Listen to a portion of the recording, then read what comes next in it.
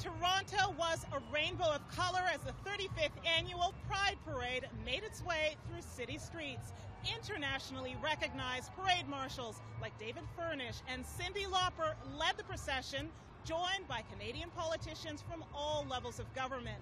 The celebration was extra special for many, with word of the recent U.S. Supreme Court ruling that same-sex marriage is legal in all 50 states.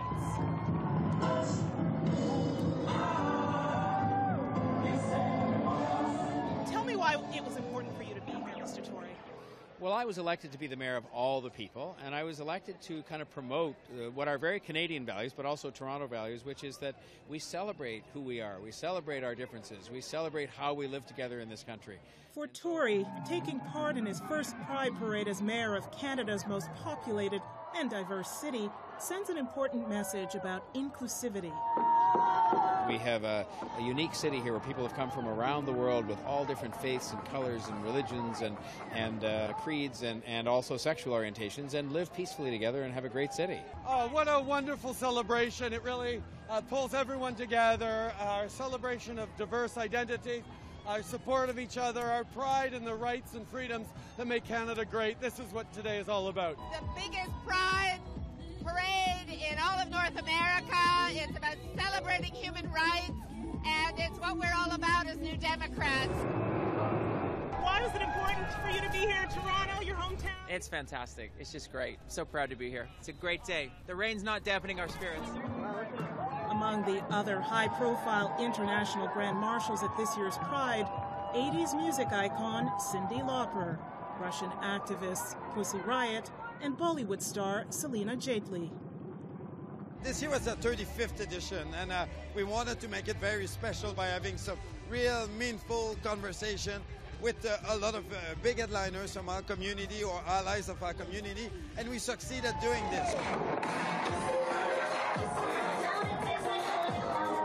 I attend the Toronto Pride Parade every year, or at least I try to, and I try to get several others across the country, because it's important for political leaders to show their support for making Canada a more inclusive place, for breaking down barriers, removing discrimination and inequality in our society. Parade spectators echoed that sentiment.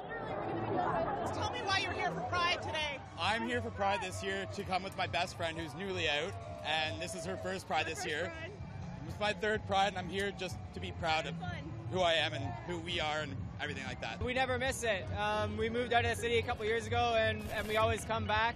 And it's just, we thought it was important for our daughter to see, just celebrate things and how lucky we are to live in a country where you can be who you want to be and you don't have to apologize for that. Top of mind for many? The historic 5-4 vote by the U.S. Supreme Court that made the same-sex marriage bans in 13 conservative-leaning states invalid, meaning same-sex marriage is now legal across America. It's about time, and thank goodness for the LGBT community in the U.S. that the Supreme Court saw sense. So I'm very happy after 10 years of Canada making that decision and the Green Party being the first political party in Canada to favor equal marriage.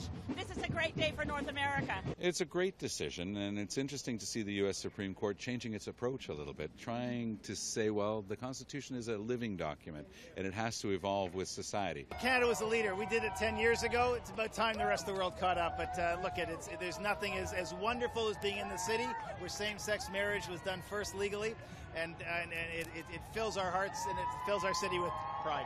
I've been married to my husband legally for 12 years. That was the most beautiful day of my life, and I'm so blessed to live in a society like Canada. I'm so blessed to live in Toronto, a city that celebrates the beauty and the power of diversity. Pride organizers are already gearing up for a bigger, better, and hopefully drier Pride in 2016. Reporting from Toronto, Ontario, I'm Heather Seaman.